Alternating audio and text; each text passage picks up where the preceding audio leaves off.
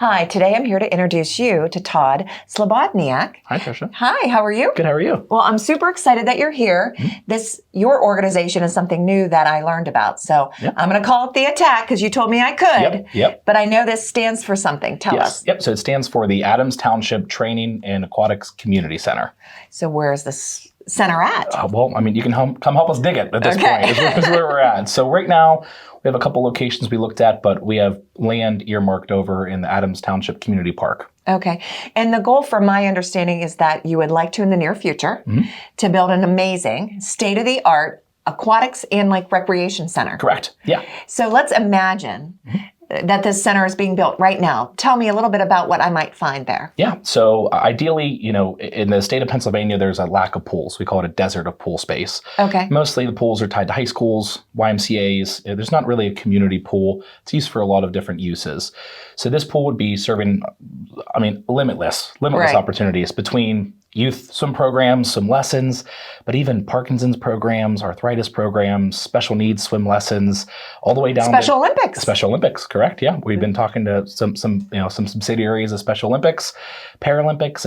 Honestly, the options are endless at the end of the day. Well, you must be passionate about swimming. Yes. Yeah. All right, and tell me a little bit about your background. Yep. So I am the head coach of the Rosie Schneider YMCA Swim Club over there in Cranberry. I'm also the head coach of Morris High School and picked up the head coach of North Catholic High School this past year. So I'm surprised you can even be here. We're winding down season, so you caught me here in a good time. Yeah. Okay. Well, so did you swim throughout your years of school? Yep. So I grew up over in Monroeville, east of the city. Swam in high school, swam YMCA club, and then swam in college up at Westminster College. Okay, so you know the impact of swimming and what it does for individuals. And I loved when you mentioned about senior citizens or Alzheimer's or arthritis or even physical therapy. Yeah. I grew up swimming, so I enjoy it too. But this is really amazing. How long has this been in the works? Yeah, so I say we've been working in the dark for about 3 years. About a year just was grandiose scheming and people pipe dream talking. And then about 2 years ago, we really started putting pen to paper and brought some people in, built some boards, designated ourselves as a true nonprofit, put together bylaws, and then now we're actively fundraising and moving forward to kind of come into the light. So it's been about 3 years of work behind the scenes. Okay. Isn't it like coming up with a business plan? Correct. Yep. Right. So now you kind of have your business plan in order.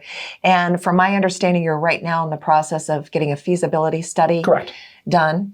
Now, in case people are not familiar with that, what kind of data will that show you? Yeah. So a lot of it's tied to census data. A lot of it's tied to the areas. What does the growth look like?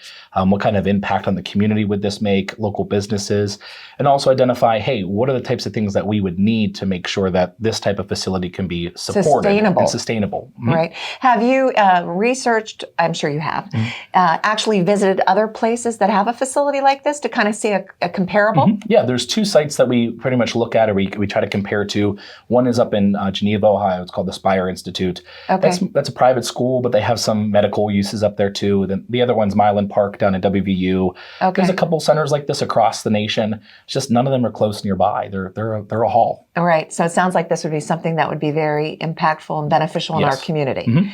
So what's next steps? The feasibility study, but you're fundraising? Yes. Yep. So we're fundraising for the feasibility study. Oh, okay. We're actively in that study right now. So we're working with, an architect firm. We're working with some engineers, aquatic designers to help build the ideas of what it looks like.